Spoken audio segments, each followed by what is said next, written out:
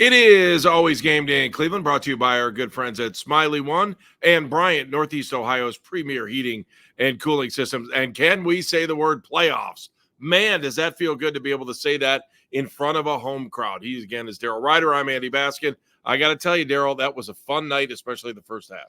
It was in a game that seemed to take forever to play, but the bottom line is the Browns came in, they handled their business, did exactly what everyone expected them to do, and that was beat the New York Jets, clinch a playoff berth, which is this is the fastest in the expansion era that the Browns have clinched a playoff berth. Of course, in 2002, when they beat the Atlanta Falcons at home, we all had to sit here and wait until those 7:00 games concluded to see if, in fact, at 9-7, that was going to be good enough to get the Browns in. Ultimately, it was. And then, of course, in 2020, when there was only 6,000 people allowed in the building, that was a clincher, but you didn't have a full house to be able to do it. And again, both of those were final week of the season. So there is one game left to play. But the Browns are 11-5 following what was a convincing, should have been an even wider margin, 37-20 victory by the Browns. But they're in the playoffs in spite of everything that they have been through this year, Andy, and everyone that they have lost.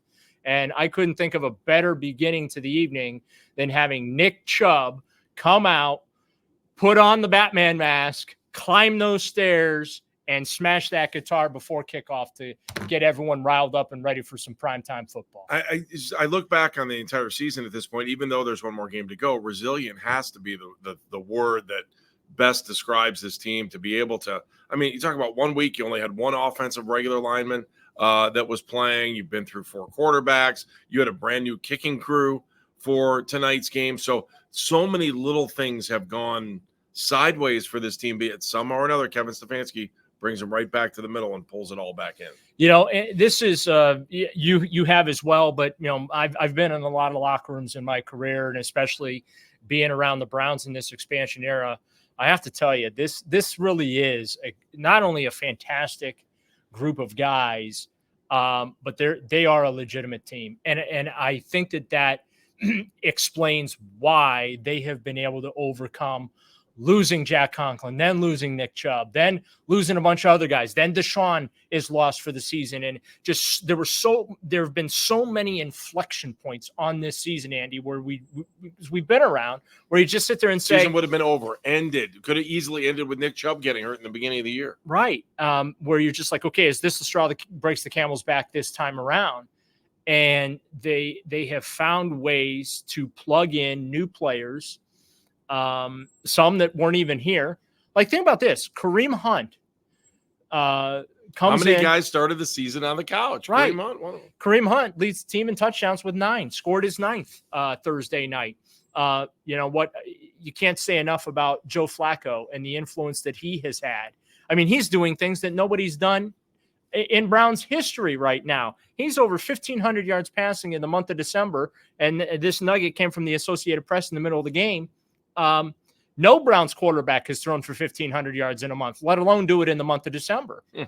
And, Flacco does this, and he joined a couple of Hall of Famers in doing so. So I think that this being as tight-knit of a team, they really are a team. And that is why we are able to sit here. And I got to tell you, that locker room wasn't very celebratory. Business. Right. The overriding message to come out of that locker room is the job is not done. Shelby Harris said, I didn't come here to make the playoffs. That was expected. And I said to him, well, considering what you've lost this year, understandably expectations changed. He goes, didn't for me, didn't for the defense. Greg Newsome, who was drafted by Andrew Berry. This is his first opportunity to play in the postseason, and he spoke about how much this means to him, but they're not done yet. They have work to do. Denzel Ward, same thing. There is work still to be done. You walked in to the, lower bowls of the stadium Thursday night, and right outside the hallway to go to the Browns locker room was this Stefanski-inspired piece of art. And it was street art style, graffiti style, and it just said 1-0, and it had a little dog bone chain and all that. I was like, so now Kevin Stefanski's out here commissioning art for the stadium. They really have taken on his personality, Andy.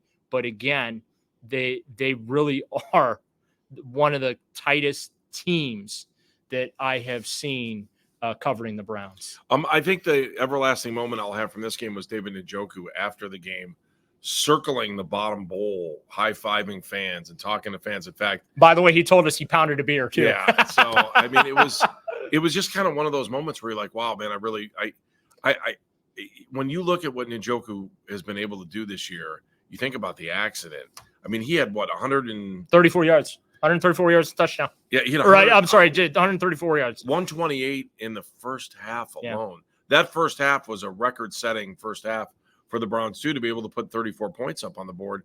Problem was it was 34-17, and you were waiting for the Browns just to put the pedal to the metal, and turnovers, as they've been all season long, keep other teams in the game when the Browns have a chance to walk away from it. Nobody gives it away more than the Cleveland Browns, Right. and no one takes it away more than the Cleveland Browns. They give it and they take it. But and these are things, though, that they are going to have to address. They're going to have to clean up. Obviously, celebratory podcast here. Right. We do have to be real.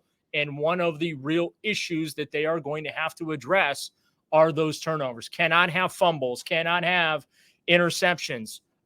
They are turning it over at a rate unknown to mankind. They're also getting some takeaways, but that is one area that I do have when of concern when I look at their prospects in the playoffs. It's not so much bodies available, because they've already proven time and time again that they can overcome that. It's in the playoffs, you got to play clean football, and there are a lot of times this year where they don't play clean football, but they're good enough that they can overcome that. And they play some teams like the Jets. By the way, I got news for Jet fan. It's bad. Aaron Rodgers ain't fixing that hot mess. Okay? As the guy that covered... I got news for you. There were a lot of Browns fans and people who were Browns fans saying Joe Flacco ain't fixing that mess. I know, but... I mean, if there's one guy that can do it, I think it's Aaron Rodgers. No, I'm sorry. I mean, I know what you're saying. You can't... But it's a couple of key moves here and there and solidifying defense and doing some things. They're undisciplined. They're sloppy. Double-digit penalties. That's coaching. Do we know this story though? We do, lived it, and that's the point I'm trying to make. Yeah, like you can't. That's a coaching problem. The Jets have a coaching problem. Their owners apparently don't think they have a coach. They do. They have a Robert Saleh problem, because that was an undisciplined team out there. And I've seen a lot of Jet games because Aaron Rodgers was supposed to be playing for them, so they've gotten a lot of play. They're not a good team. They're a good defense. Their defense reminds me of the Browns, but as undisciplined as they are, that's not Aaron Rodgers is going to step in and all of a sudden the team's going to become disciplined. Like they're going to all of a sudden start lining up correctly, and they're all of a sudden going to start not false starting or delay games or jumping off sides and things like that. Oh, the discipline's just going to fall into place because Aaron Rodgers shows up. So,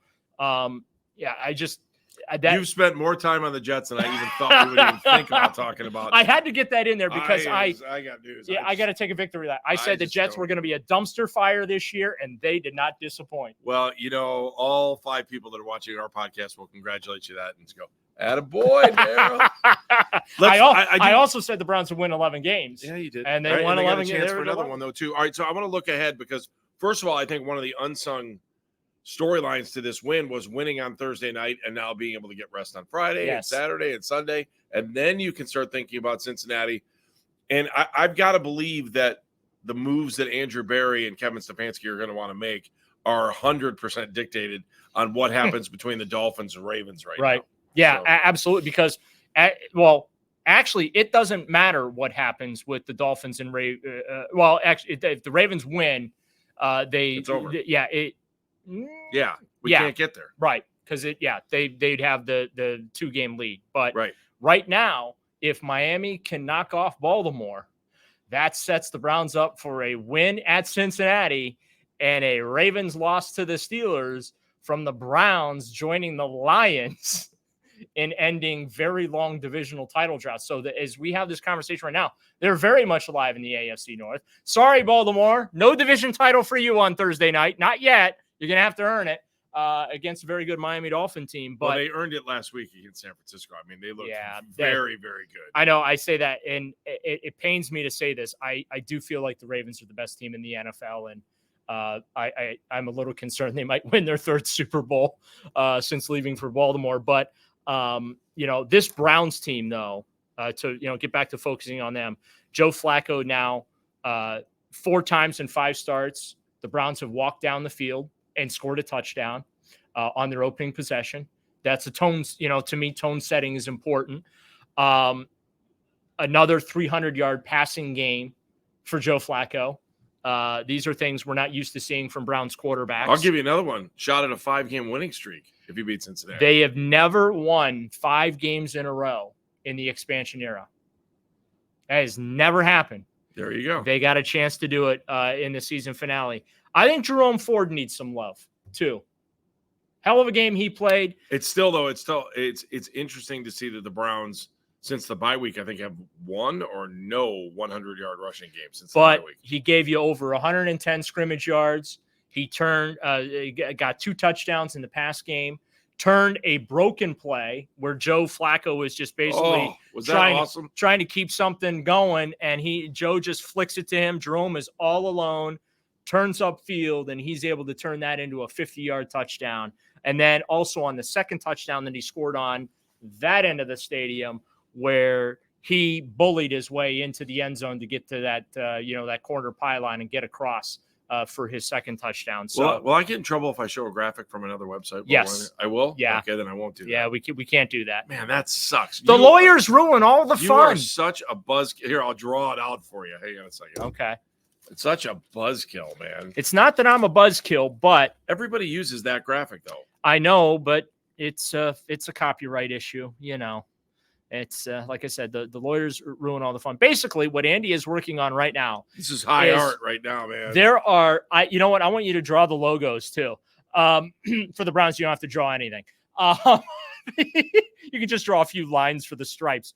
There are only 2 teams in 3 teams, I should say, in the AFC that have clinched playoff spots. That's how wild this conference has been this year. We spare no expense at High Tech Graphics right there. Look at that. Look at that. I'm telling you.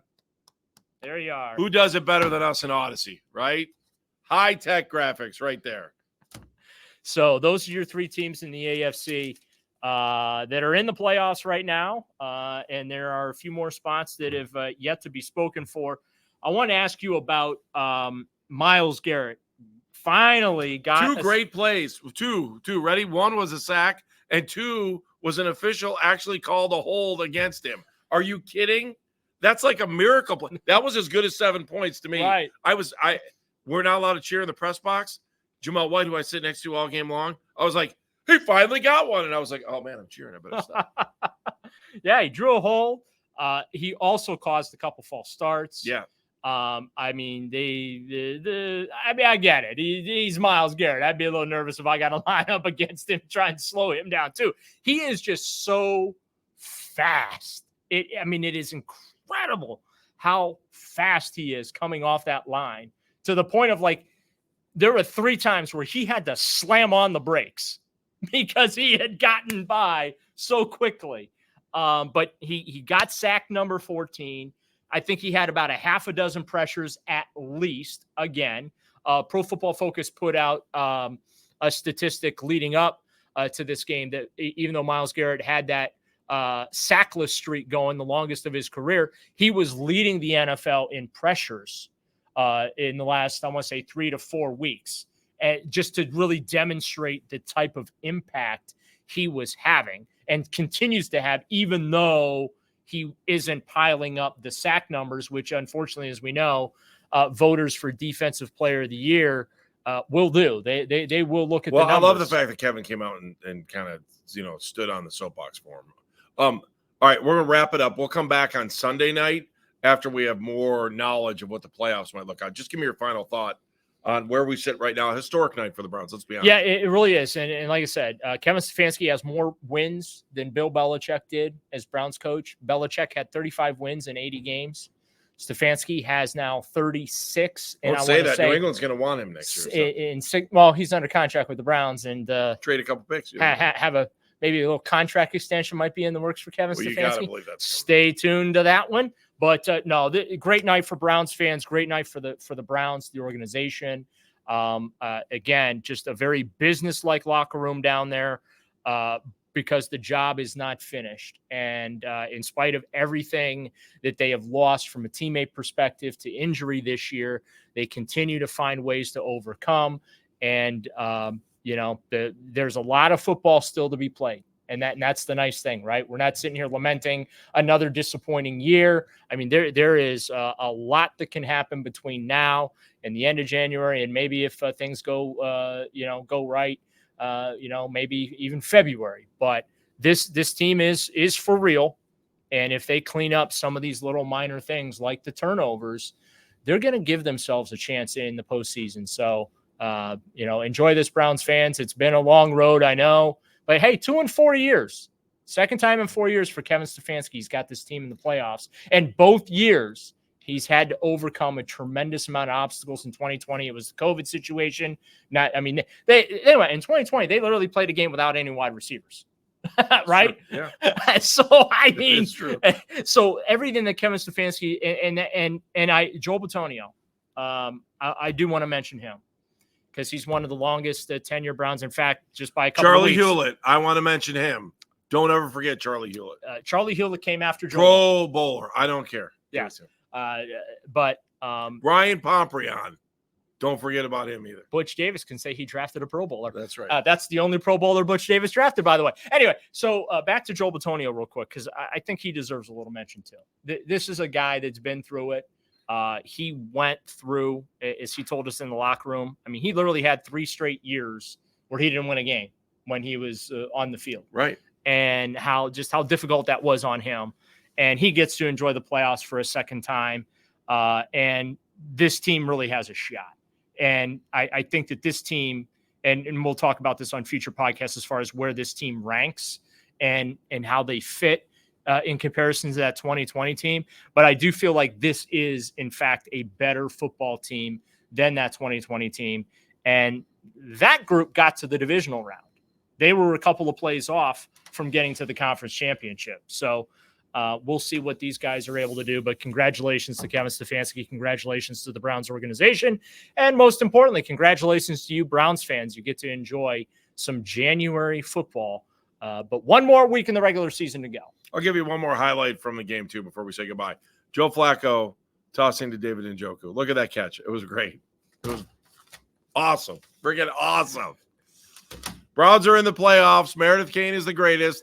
We hope you're watching this as you're stumbling home from the bars at the end of the night where the Browns are going to the playoffs. Thanks for hanging out with us on the post-game edition, the playoff edition. We now know we will have a playoff edition in a few weeks. So I'm very excited about that. We'll come back to you on Sunday night once things have settled in. Again, for Meredith Kane, our amazing producer, he's Daryl. I'm Andy. It's always game day in Cleveland.